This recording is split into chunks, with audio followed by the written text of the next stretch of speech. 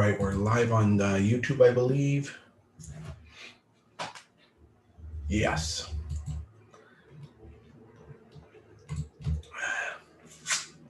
And just got to get the camera a little bit better aligned. I don't know what's wrong with it.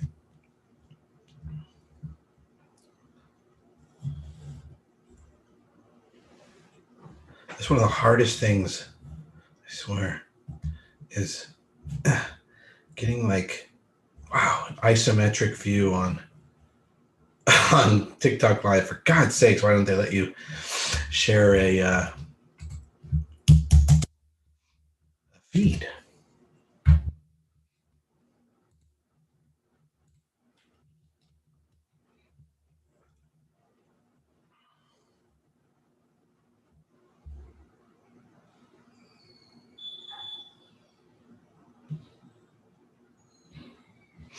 All right, going live on TikTok, Elliot. There we go.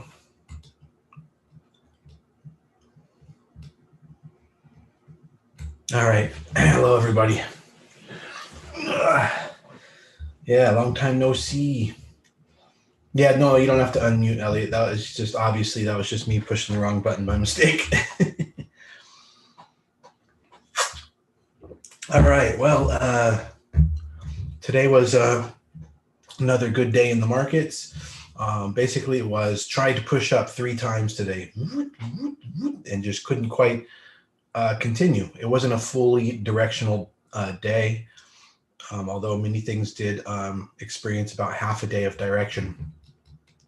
And you can see that on the daily candlestick. So, you should recognize that that's what's going on inside of certain candlesticks when you see them like that. Like, look, back here on this day, you had this big, huge day. And the next day was a candlestick that was basically just inside the top end of that range of the previous candle. See, this day versus this day. And that's what we have today, is we had this excellent day yesterday. But you could even include the size of that candle is like a little bit deceptive because it's a gap open. But, essentially it's really this big. So that was a really good day yesterday. And for the market hours, it was right in this range. And very directional all day, just green all day. Excellent day to trade yesterday. Today was like a replay of yesterday. It was like rewind, and then let's like replay for half the day. And then like at the halfway point of the day, it was like, and like rewind a little bit, and let's keep going again. No, not all the way. It comes back again, and then it just falls back down. Look, take a look.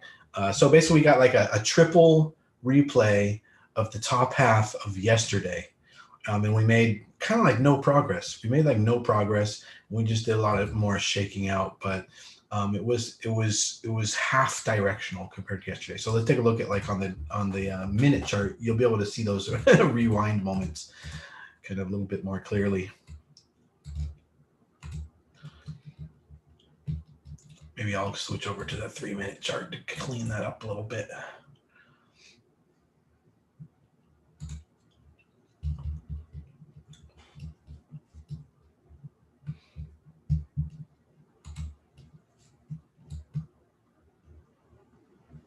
So I'm not sure if you see what I mean, but I see what I mean.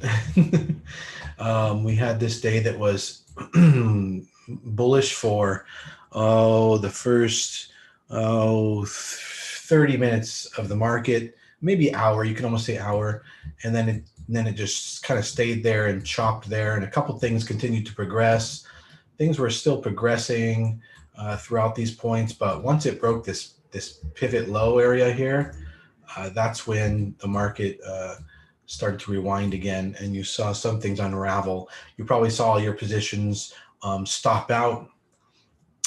If you had some longs on the day, you saw them stop out, and then it went back up, gave us a little bit of a zigzag, couldn't hold, did the same thing again. Nobody was ready to fall for that for a third time. No one's that dumb, right? Hopefully. And then so all they had left in the playbooks was to go down and then close just a smidgen above where we started. So that's how you get that doji. You have that opening right there, and you have that closing right here. So this is the body range of the daily candle right in here. This is the body from the open to the close. And then the day's wick on the bottom end, that's this. That's from this over here. And then the wick on the top end is the whole day doing what it did there. So let's go back out to the daily candle and you can kind of like see that. Maybe that's interesting to some of you guys to see. Oh, that's how this candlesticks form. Let's see.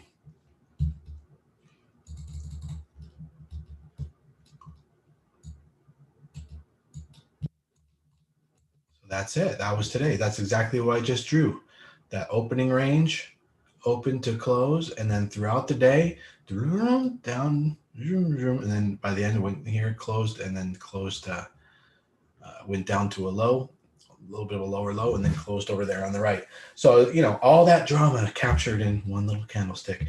And that's why different candlesticks are important, and they have names, and they're highly respected. They come from Japanese price action reading on rice trading charts, and that's how they were developed. And so you have things like a doji, which would be like this day right here, indecision day, and all kinds of interesting candles that you could learn about, and patterns as well. Sometimes there's a certain candlestick formations predict things, and to a certain percent, and then other candlestick formations next to each other could be 1, 2, or 3 in a row predict things. So there are some books you can go to. I'll give you a link right here.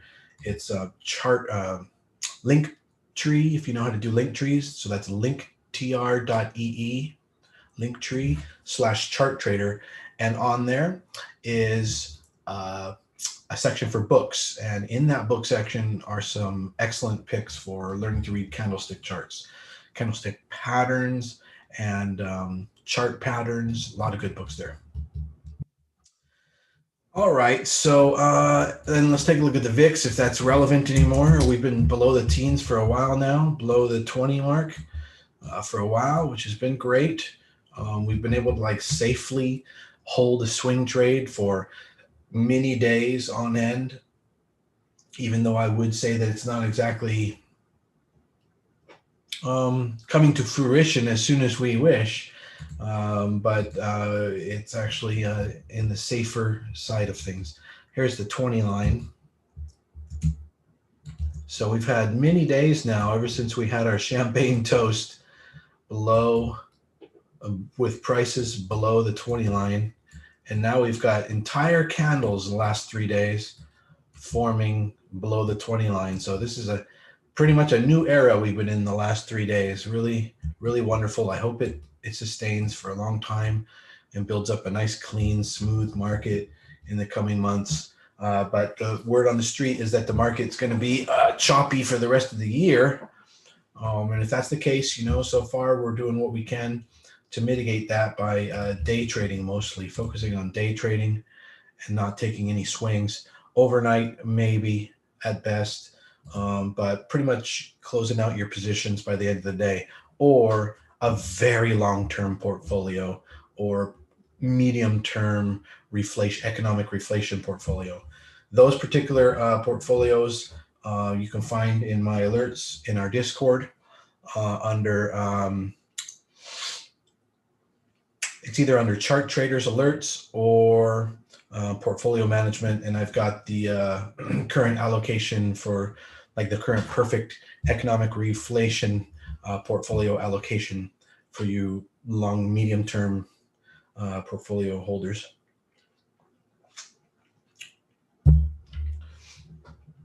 Yeah, I do, but you do see patterns over and over. Someone asked, with my experience so over so many years, do you encounter new charts that are new even to you?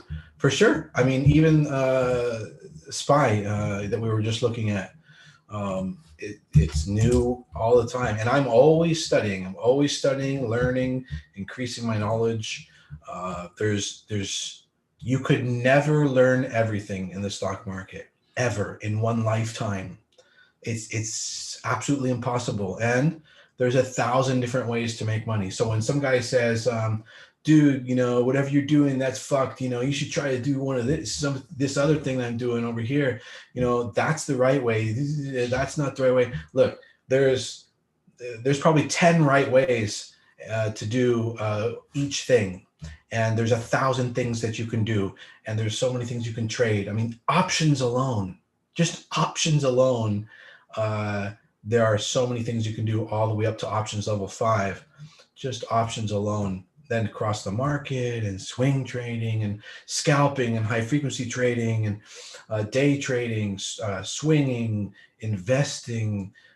Boy, just you could never master it all. You could never master it all. You could never know it all. You could never learn it all. Just impossible. You have to focus on mastering, maximum 10 things, maximum, just like really like focus on mastering one to start with, and then move that up to 2 or 3. And then you have 3 things that you've mastered and that you have like really good control over. You've had like a year and a half or more extreme experience in each of those, domains.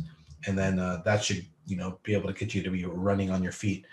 And by the way, anyone who thinks that, you can be day trading or get into the stock market, some kind of a get rich quick scheme.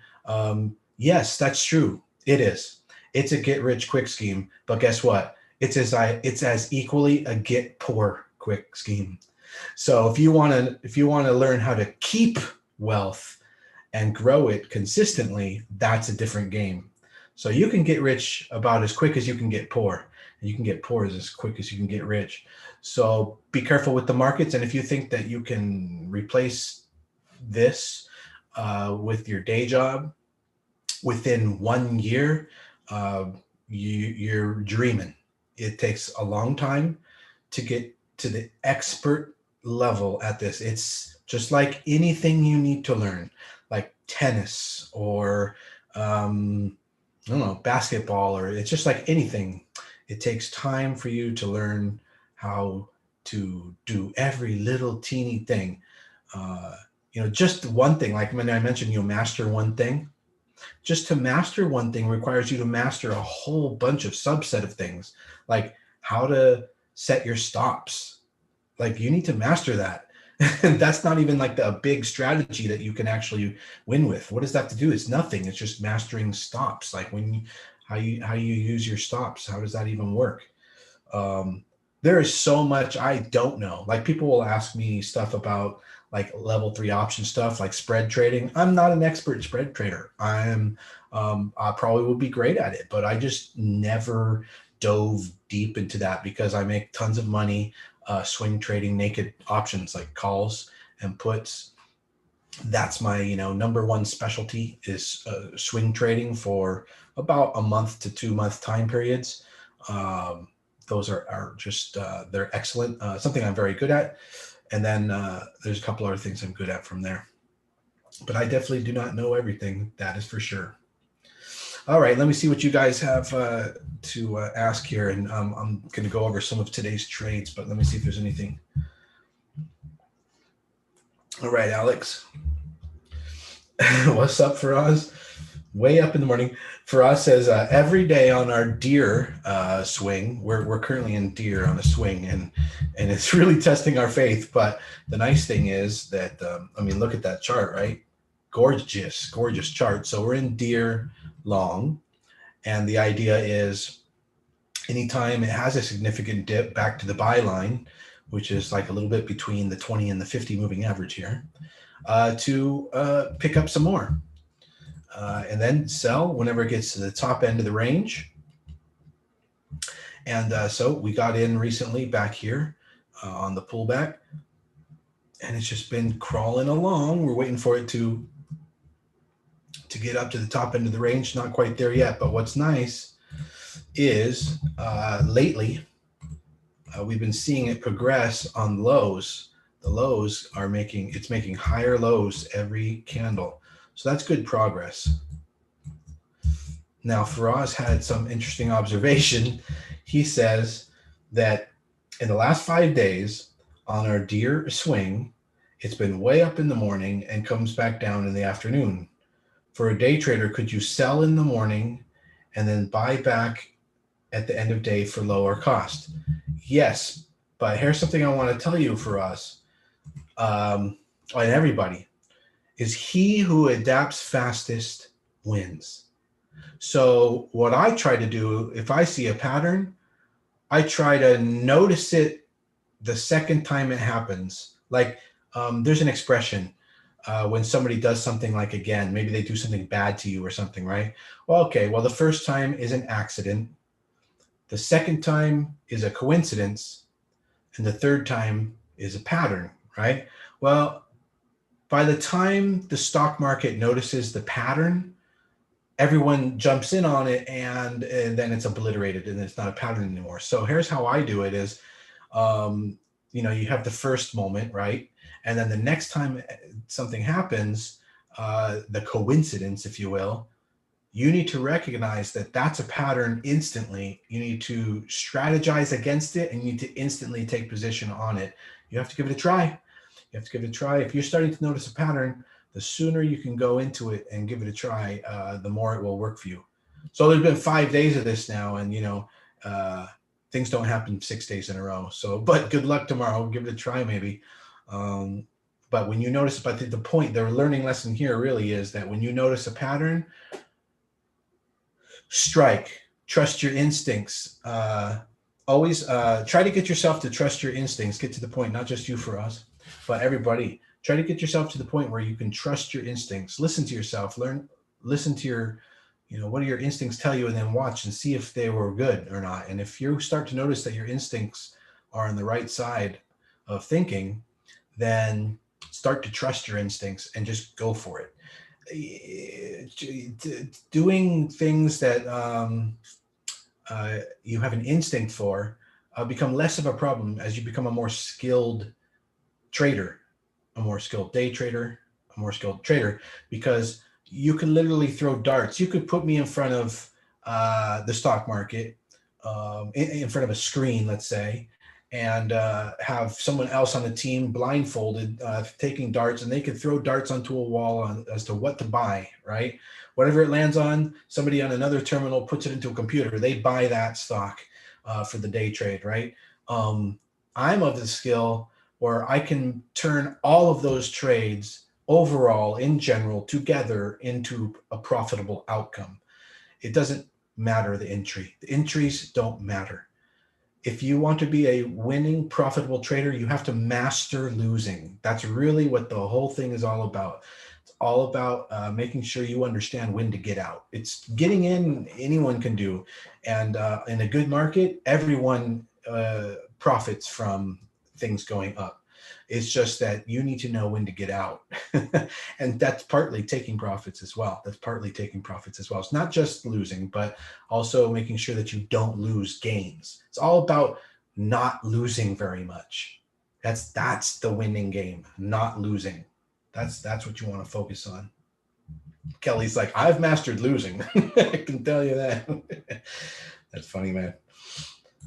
And then somebody else said, yeah, shame on me once, or whatever that was. Yeah.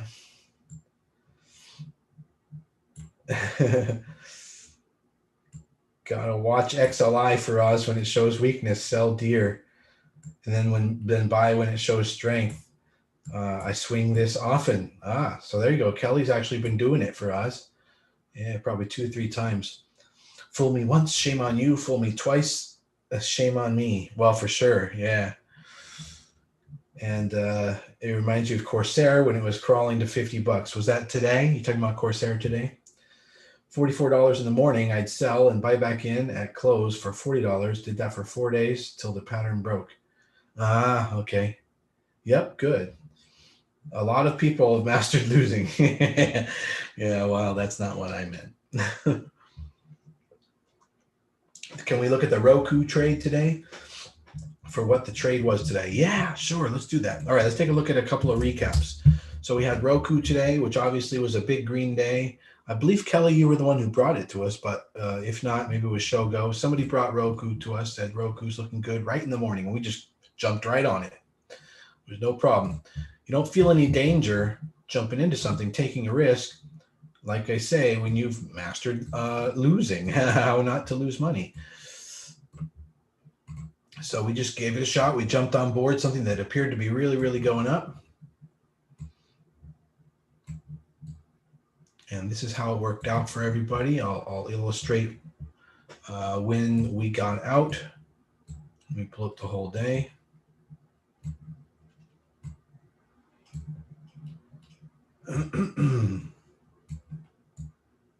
Get that really nice and tightly on the screen. We are making progress here. Okay. All right, there we go. So yeah, that was a really great pick, Roku. And what were our gains on that by the end of the day? If you were able to hold throughout the whole day, I think it might have been 60 or 70% gains. Oh yeah, I remember that, Kelly, but we were in it before that. Kelly. I don't know, maybe you missed that. But we were in it early on. So I was trying to tell people to get in because it looked like one of the stocks that was going up on the day. I think we were in it for an hour or more before it started going up. So we got in Roku like around here, pretty early in the day. I mean, at that point, it looked outstanding. It's kind of hard to tell from here because that just looks like a little blip. But when you don't have the rest of the day carved out yet, that little blip looked really nice and green and looked really good. So we went for it. But yeah, once it had, I think it was this jump right here, then I think other people probably got on a little bit late, but that's okay. It still did okay throughout the day. Anyway, what we were looking for was progress on pivot points. So you start to get good at reading pivot points. And then you can read whether or not you should stay in or get out. So you have this low here, this pull back to the low there, and you have a higher low there, higher low, right? So whether or not you're following this small waves or not, just this general area is definitely higher than this last low. And then we had this area here with higher lows going on. And since this low right here was very close to this low and this low, they all clumped together. That's a little bit intermediate advanced, but I showed you that last, I think Friday, from a week ago when we went over price action. And then this low here, same. So you're still in the trade essentially. And then we have a decent higher low right here, which they sort of all clump together again. And then this right here was when I said, okay, that's enough. That's it on Roku. A couple of people held through, and it didn't even go lower than that previous low there. They held through, but we were out here. That was the main signal. There was no way not to get out there, but you could get back in absolutely on 2 points. One, either when it broke that pivot, which was this high right here. So right here, you could get back in right in that area there when it's making a higher high and a higher low. You go for sure 100% get in right here. This would have been another re-entry. So this is a time when it flipped back around on you. So this is a potential re-entries. There's several of them. You had them there if you were stalking it all day. And then by the end of the day, you just stayed in based on the higher low pivot principle. So is that what you were looking for, Kelly? Did you want that analysis? So the exits were, I'll put them in pink. This was the predominant exit right here at this point. And if you had lots of contracts, I didn't, but if you had lots of contracts, you could see that after strong rallies, it would be a good idea if it starts to top like it did here, to take a contract off like every now and then. So you could be getting a nice profit cost average. No, I don't think we scored 140%. No, no, no, no. I was just saying 70%. But maybe somebody got 140%. Yeah, absolutely, it's possible. No, I just said 70%. I just said 70% like a few minutes ago. And then there's possible reentry over here and right here, somewhere in there. Those are possible reentries. Yeah. But one thing that like me and for us do all day is we convert to verticals. So we're going into positions long on calls.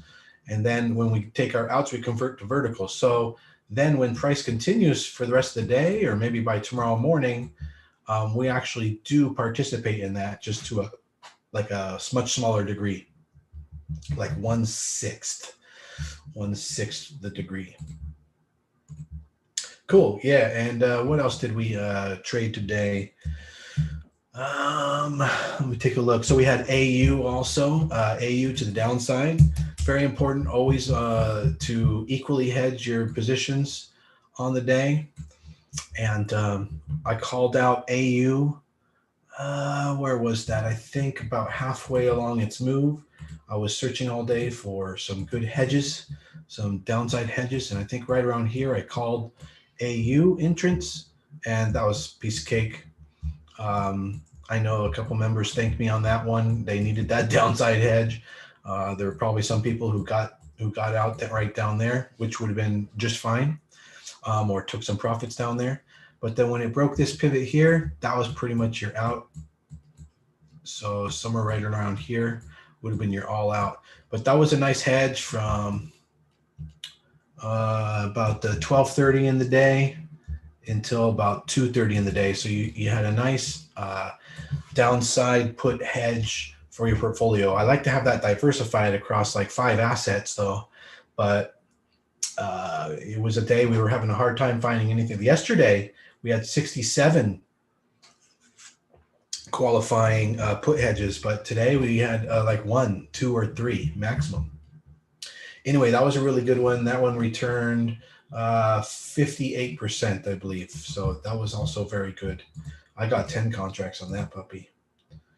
Chris, that's a very good question. Let's see. Let's take a look at Chris.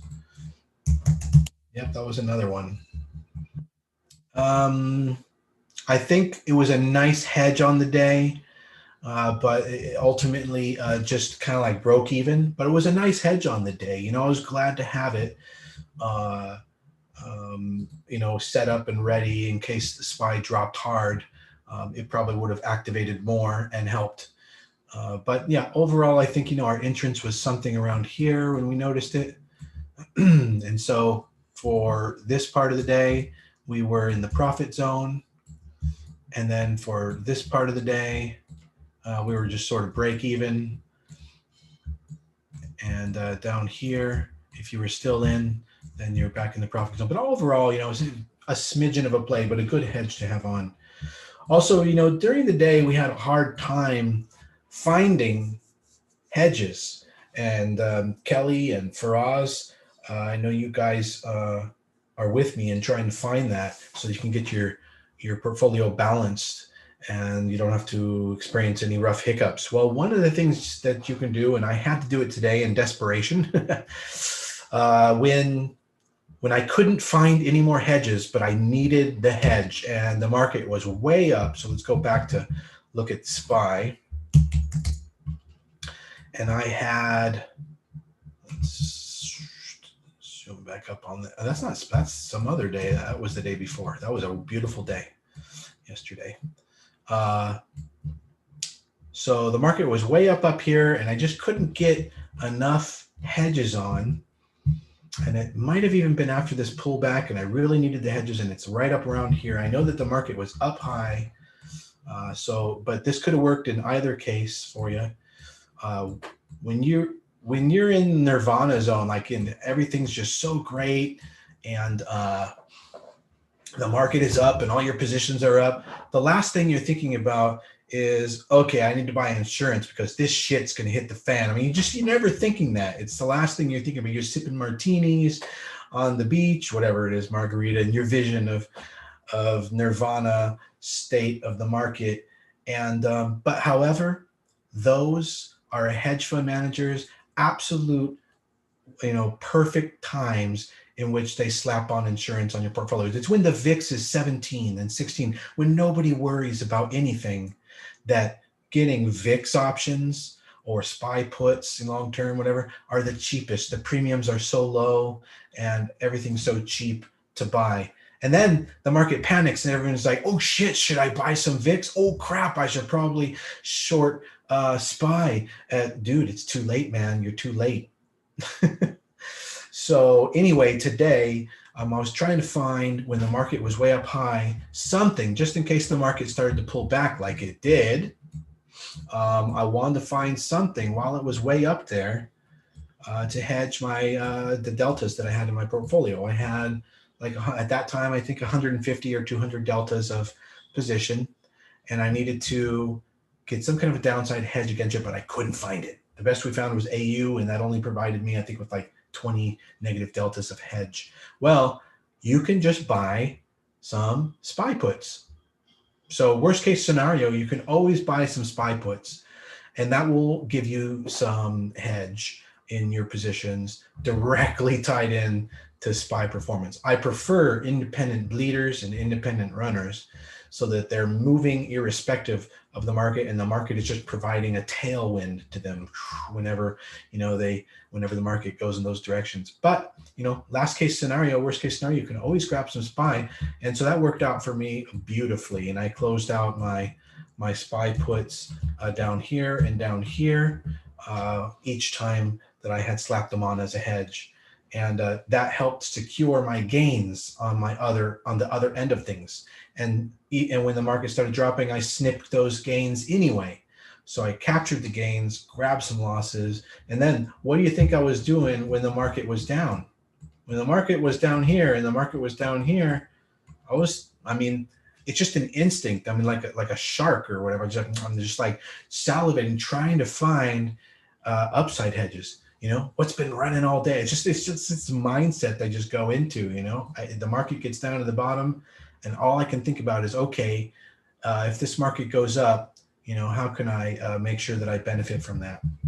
So that's how you gotta start thinking, all day long. If you're a day trader, you want to get your hedges on always. Always try to hedge your portfolio exactly in an equal weighting versus whatever you have long, short, equal, neutral, delta neutral portfolio. Look it up, how to run a delta neutral portfolio. And that way you never suffer losses from whichever way the market's going. You make it going up, you make it going down. This one guy, Mike, says, bro, if you're being paid to say stuff, just say so. I don't know if he's an asshole or if he's being funny, but that's pretty funny. Oh, he's talking about somebody else in there. They're having a conversation. Hey, man, thank you very much. You paper hand way too much, but now I know when to get out using Connor's indicator. Connor's indicator. Huh. Interesting. I think I used to follow that about 20 years ago. I'll have to take another look at that. But anyway, yeah, it's okay to be a paper-handed trader. Paper-handed and diamond-handed, it's relative. I mean, if you're a scalper, a diamond hands is 2 hours long, right? If you're an investor, a diamond hand is like Warren Buffett, till the day you die. So, but it's definitely relative. SJ, did it go to 18 as you predicted? I don't think so. I think we bailed on SJ when it moved back around. Let's take a look. But we did make money off of it. Send me a link to your Zoom for tomorrow if you can. Would love to join you for some trades. Yeah, 100%. You need to come into our Discord in order to get into those links. By the way, everybody on TikTok and YouTube, tomorrow we'll be trading free live all day in our Discord. It's open house. You'll be able to check out all of our entire Discord, all the channels in there, and all of our other traders and analysts and lead analysts. So that'll be cool. You missed the SJ play, Nikki. Oh yeah, maybe, but it was a HFT play, high frequency trader. We were looking for the breakout. Let me kind of re-diagram the play. So what made it ripe and good? Yes, free day on the day my new computer comes. All right, George. Was that it had this spike and then pullback wasn't too hard off of the retracement. It was like more than 50, less than 50% retracement, and then we pushed to break that high. It didn't quite happen, but we started to wedge, which was really nice. At the open, we caught SJ breaking out.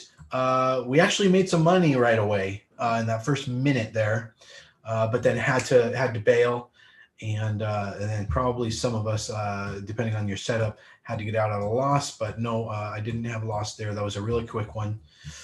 Then we watched SJ all day for a rebreak of that high, and that would have been the next moment to get in right there.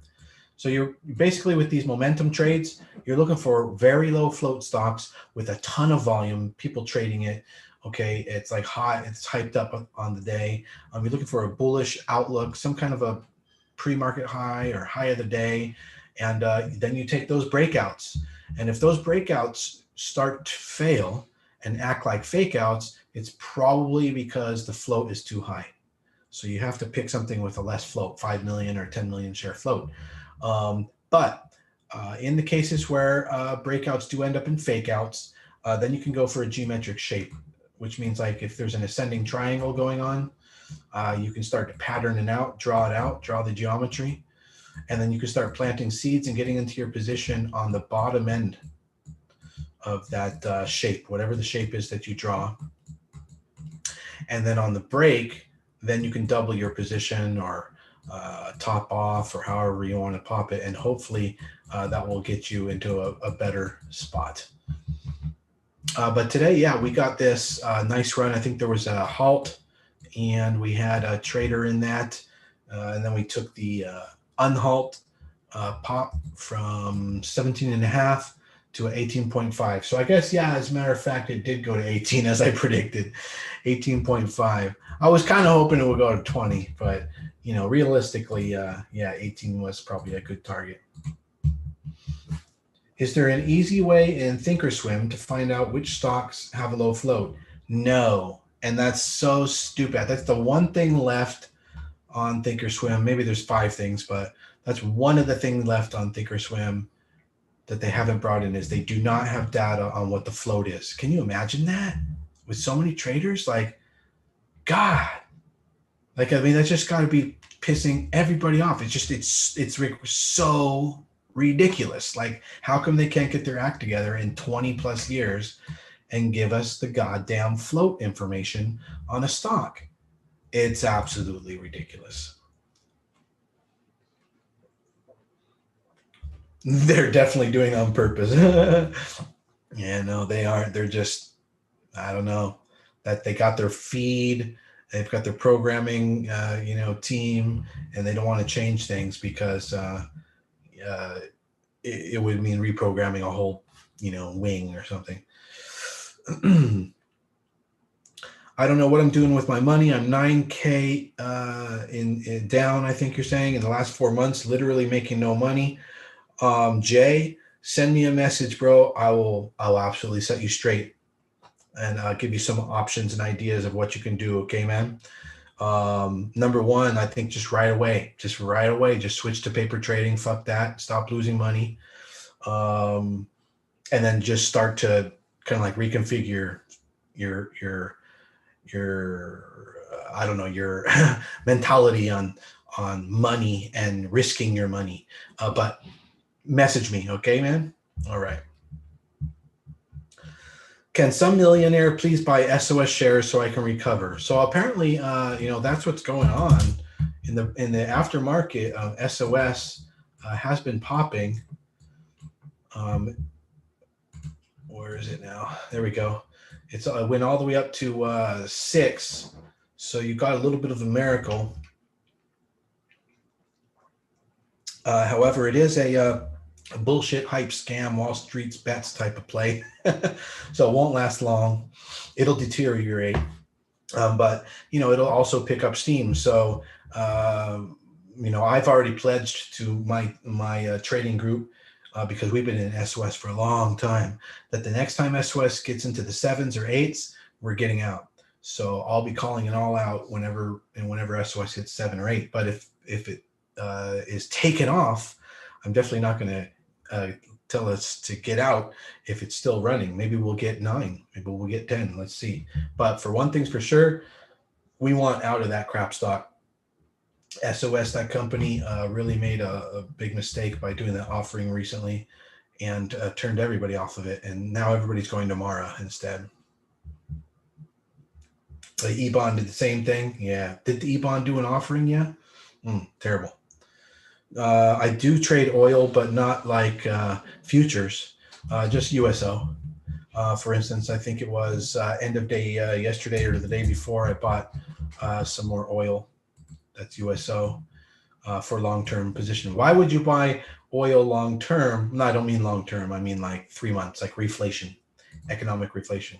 But why would you buy oil, right? It's down so many days. It's been having so many trouble, whatever. But if you look at it on the daily chart, it really puts it into perspective. Let's look at it zoomed out a little bit. There we go.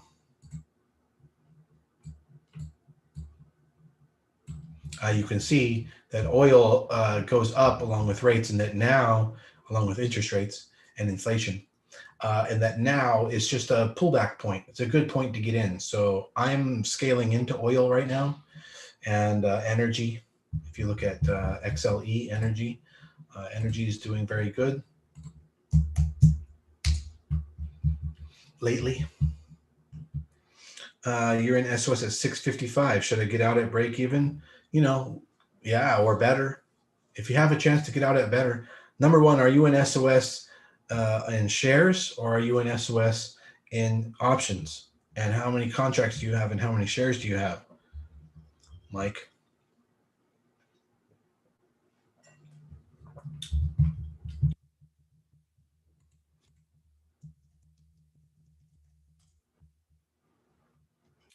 We're very overbought on the RSI for SPY, and we've also bottomed out on UVIXI and VIX. Retracement soon. Nah, I don't really think so. And Bollinger Bands and RSI, they can go overbought for days, weeks on end. So that's not always necessarily an indication that things are topped out. You know what I mean? They can keep going in that direction. So we'll see. We'll see. 50 shares. So here you go, Mike. Did you know that if you sold one share, you'd still have 49 left? I know you know that, but it's like a lot of people are like all or nothing, right? And they don't realize that, you can take profits along the way many times. If you have 50 shares, theoretically, because they don't charge commissions anymore, theoretically, you can get out 50 times, So when this thing hits 655, get out 3 shares, 5 shares. When it hits 7, get out 10 shares. When it hits 755, when it hits 750 or 730, take another 3 shares off, 4 shares. So chip away. Eventually you'll have it.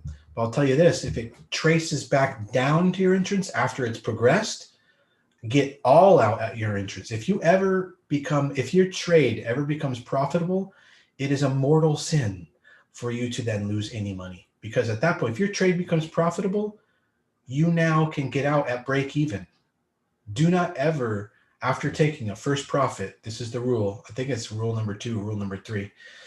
We have a list that we're forming, a mental list somewhere that we can go back on and write down one of these days. But one of these rules is, if you take a profit, then you shall not ever lose money, because you will get out at break even at worst.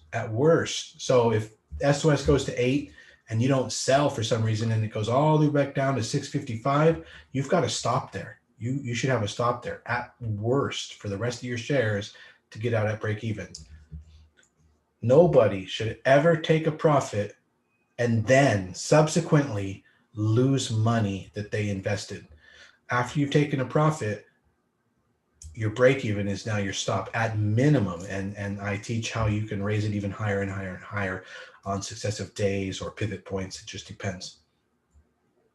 By the way, if you want to learn, I have some classes like this that I teach every night that I've cut up into a collection of videos. And if you would like to have access to that or learn how to get access to that, drop me a private message. Yeah. Weiss, what did somebody say? I want to learn about options and how would I go about it? Well, we've got about 15 minutes left in the class tonight, and I can't fully teach that right now, but we definitely could focus on that maybe Thursday night, learn a little bit more about options, Joe. But options are not hard. Number one, sign up for them. Go get them. Go get options. Make sure you can trade options on your account. Options level 2. Start there. And then with options, when you buy an option, you can't lose more than you've paid if you've got option level 2, and that's what you buy. Let's say you buy a $50 option on something, you won't lose more than $50. So, some of the hardest part about starting things is that you want to try to understand it all so that you don't get hit by some blindsided risk that you had no idea about. And I'm telling you right now that whatever you spend, you can lose all that, but no more. So that's cool. So if you buy a $50 option, that's it. You're only risking $50. And technically, when you get good at options, you probably will cut that short after having lost $10 or $20. But if you lose the whole thing, at least you know what your risk is. So you can just go get options. Go get options level 2. Do not get level 3 and higher until you've learned with me for a long time or you've studied options. Get options level 2. And then just jump in, just buy something. If you eventually, you're watching alerts or you're just kind of dibble dabbling. If you see something for $20, who the fuck cares, right? I mean, you can mow a lawn on the weekend and get that money back. Who cares? Just buy an option for $20, see what happens. What does it do? Worst case scenario, or paper trade it. That's even free. You don't even have to waste real money. And you can just go, what do these do? How does this work? Learn, teach yourself, find out. You're not going to, it's not like the Matrix. You're not going to suddenly know how to do stuff. You've got to go try this stuff out. You have to train. You have to learn. You have to go to boot camp before you go to war. You need to, go through training. All right. Don't be afraid of anything. Don't be afraid of learning something. Just do it. Just go do it. You can paper trade. Any hot stocks on the radar for tomorrow? What a great segue, Kelly. It's perfect time for that. What commodities are the best for day trading in your opinion? So commodities, if you want to be a futures trader, commodities, futures trader, I don't know, Bitcoin. I mean, right now, outside of the market, you can trade futures. You can trade, like on everything from cow and lumber to precious metals. You can do crypto, right? You can do oil. And there was other ones I was thinking of, but they don't come to me right now. But maybe that's why you're asking, because you want to trade 24/7. Oh, the other one was Forex. So that's another way you can trade out there, Forex. They all have their pluses and minuses for sure. But like I was in corn, I think it was like last year, I was in corn in a position, and then there was a tornado that went through Iowa. Does anyone remember that? There was like this, I don't know, it was like a freak hurricane tornado thing in Iowa, and it wiped out the season's crops, like an entire state wiped out the entire corn crop. And Iowa's pretty heavy corn supplier. And so for the next few days, my corn position went up triple, quadruple. So things like that happen when you're trading commodities. Commodities can be fun. Right. So tomorrow, let's take a look. What's on the stock market chameleon in after hours? So SOS obviously is being a pumped play right now. You might be able to get some options on that in the morning and see if it can be pumped, over the course of the day or the next few days, and see if it actually pans out. But that's a bullshit play. So just realize that it's not baked in. There's no thing supporting any of the action other than people playing around with the market, messing with the market, fucking with the market. I mean, there's no fundamentals, there's no analyst upgrades, there's no banks, behind it. There's no hedge funds, there's no institutional support. It's a completely fucked up play. So if you get screwed by that, just realize you had it coming for sure, and be very careful. Okay, I mean, I just like can't come hard enough down on you to be careful with those kinds of things. All right, let's see, after hours, because those are like unsupported.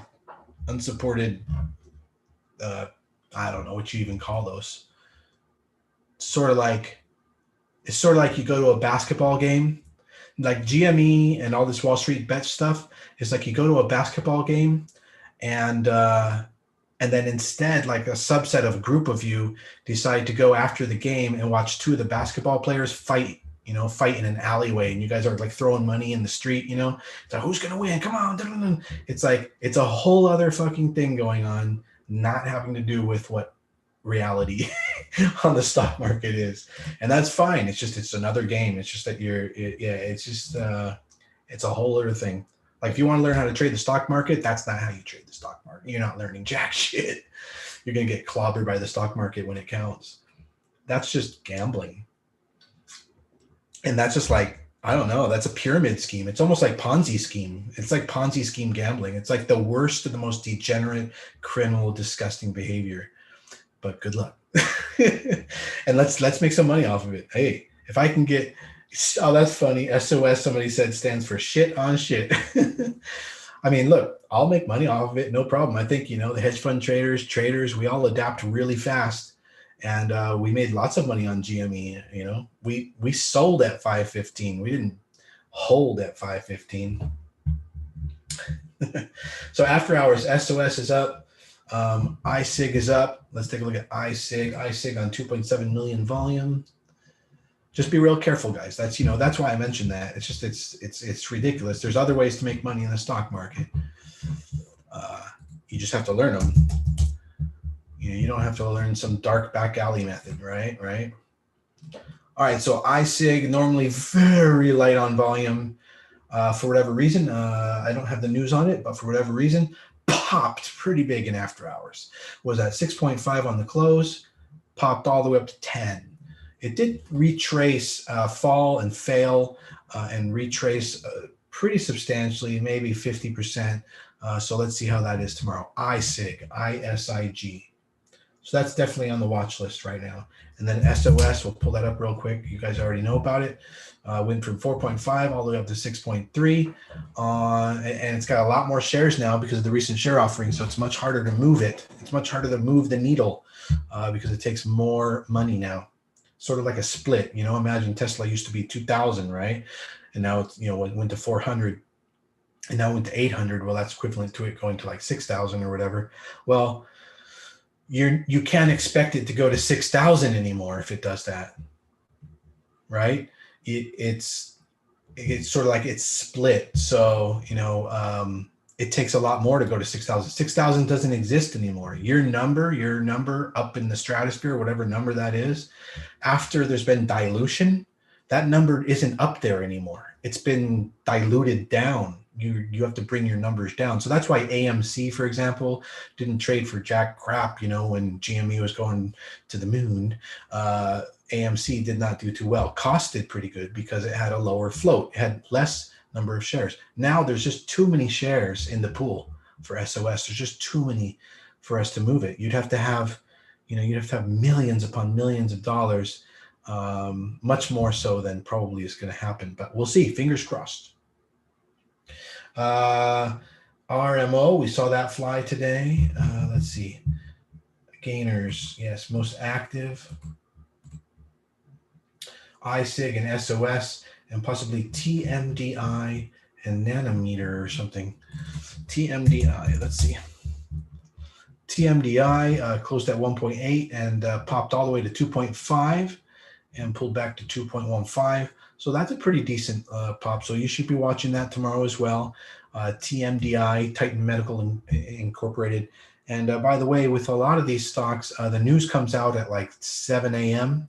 and 8 a.m. The market opens at 9:30. So if you can get on your brokerage, on your platforms, an hour or 2 or 3 before the market opens, you can participate in some of these huge moves. Like this one that happened here, there'll be a couple other stocks that are going to have that tomorrow as well. Something that they're announcing and it hits the news. and then they pop in pre-market. So definitely be watching your watching stocks pre-market if you really want to master the markets. Oh, is there a class action against SOS? Yeah, send us the link, man. Send me the link. Not that I feel like I need anything. I don't think I got screwed by SOS. I'm a good trader, but um, yeah, I'm feeling that for sure. Probably I can help send it to the group or something. We'll spread it around.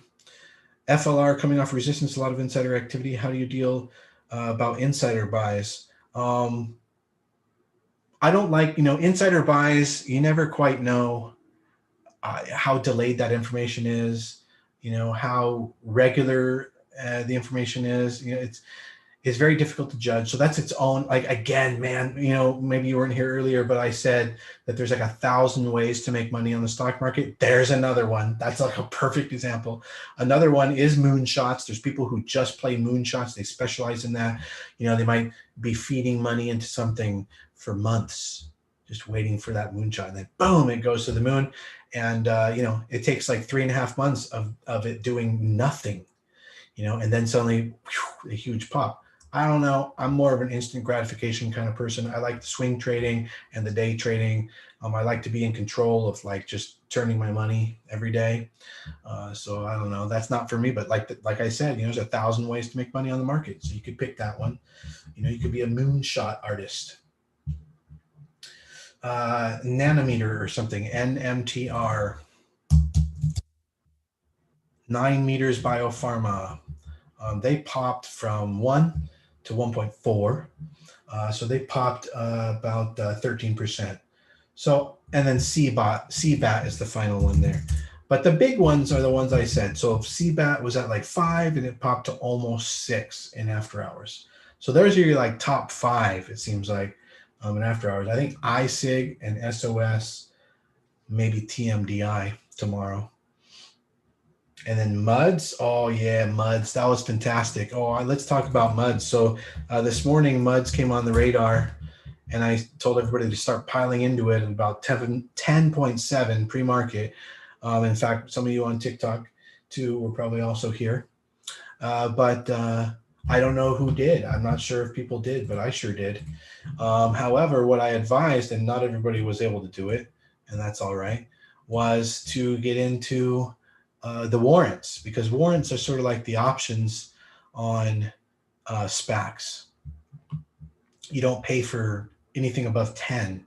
Like for instance, if you wanted to get MUDs this morning pre-market on the market, you would get it at 10.7, and then it went all the way to 11.7, let's call it, okay, on the day. So 11.7 divided by 10.7, I'm getting to a point here, is a 9.3% gain if you bought shares like that, okay? However, if you could get the warrants, which is what I recommended in the morning, so the warrants, it just ends with a W, so MUDs W. And I'll talk about what this is in a second. You're probably like, what the fuck is MUDs? MUDs, I'll talk to you about that in a second. But look, if you had bought MUDs in the morning for $1.70, same point, same exact point, and then around the high point of the day was like 275. It trades a little bit differently, as you can see, than the stock, but not much. If you're in it for the long run, not much. So what's that difference? 2.7 divided by 1.7, that is 59% gains.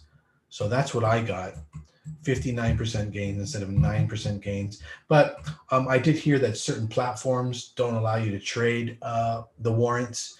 But yeah, you can do it on Thinkorswim, TD Ameritrade, and you can do it in Fidelity and all the big brokers. But I guess those like super retail brokers, not going to let you do that. Like Robinhood, not going to let you do that. Probably Webull has it. Webull seems to be pretty aggressive about getting their users like some of the better products. But anyway, what is MUDs? What is it? Let's talk about that for a second. So it's pretty awesome. It is the Topps trading card company. Topps. I don't know if you guys are familiar, but Topps is a pretty huge trading card company. It's been for decades and decades. And I didn't know this, but apparently the CEO or one of the chief officers is Michael Eisner from Disney days. So like that's just incredible. He's like basically the Elon Musk of his days as far as CEOs went, and he's heading Tops. So you got Michael Eisner heading Tops, a trading card company, right? And they're profitable and they've been making money and they've been private. They've been private for all these years. Now they want to go public and they've been experimenting and making money and activating revenue streams. And guess what? NFT. So they're going to go NFT trading cards. Digital revolution for trading cards is here. They'll be able to do things on the different blockchain NFT platforms, creating mints. So you could do like, 1 million limited run or even 1,000 limited run. And then when you buy that card, you have direct, authenticated, genuine trace back to the owner, which was Tops. And so it will make, I think that's fantastic. It's going to make trading cards so legit. It's going to be absolutely outstanding. And they also own like a lot of other franchises in that respect too, like Garbage Pail Kids, which was a trading card game. Well, whatever you want to call it, trading cards. They have a huge archive of money that they can unlock. And yeah, so I think this is going to be one of the biggest hits. Just think of it like DraftKings, it's one of those kinds of things. But I believe that it might IPO and hit like 100 on IPO. I think this is really underestimated. So I'm not really going to get rid of my shares unless I'm wrong. If I'm wrong, I'm one of the quickest to adapt. I'll be wrong faster than you find out I was wrong. So if Muds somehow tanks and Eisner's a snake and whatever happens, I'm going to be first to get out. But fact is, it looks pretty goddamn good, and so I think that it's a good idea for anyone out there if they're looking for a good opportunity to get the warrants or to get the actual shares. The actual shares allow you to have like voting rights and some other privileges. You really don't need that if you're just in it for the pop. For it to, pop. But if you're in it for the long run, like maybe this is going to be something you're going to give your kid someday and it's going to be part of your retirement or long-term portfolio, cool. Buy the shares and keep them forever because they're going to do well. Dude, I just can't even imagine. It's going to be Tops, by the way, TOPP, I believe, when it lists. And I just can't even imagine that doing bad. Can you? I mean, sports with trading cards, the legendary company, and it's going digital. And how much does it cost to run a digital enterprise versus one with physical media printing and design? Oh God, it's so much easier. So much easier. In other words, they're just turning on a key to activate a massive revenue stream with basically little overhead. So they're going to turn into this huge growth company. I think it's going to be like in its field, it's going to be kind of like the Google. It's going to be like the Google or Facebook of, its field. It's going to be fantastic. I think it's pretty amazing. Or Tesla, think of it that way. Probably the most outstanding play. Well, cool, you guys. Tomorrow is going to be live trading all day. We'll be going in lots of positions. I'll be letting you know when to get out. We'll be doing high frequency trading, medium 1 minute, 3 minute, 5 minute term trading on the candlesticks. We'll be doing day swinging. That's my own technique of getting in positions and holding them all day and cutting them whenever that turns sour at a profit typically. And when we do that, sometimes we get 150 and 300% gains on multiple positions, and they could be going puts, they could be going calls, it could be going either way. So tomorrow, you guys, that's free and live and open for you to kind of come in and into our group and join us in the Zoom and trade with us. Click the link in my bio over on my profile to come join the group right now. All right, you guys, have a great night. It's been awesome talking with you, and I hope to see you in the morning. I'm going to get some rest and prepare to wake up pretty early. All right, you guys. Later. Have a good night, Sergio. Later, Kelly, Tawny. Nice to see you. Tran, what is that? Tran, is that Filipino or Vietnamese? Sergio, good night. Faraz, good night. Viet Chinese. Oh, okay, cool. All right, good night, you guys. Good night, Clayton. All right, shutting it down. Everybody on YouTube, click the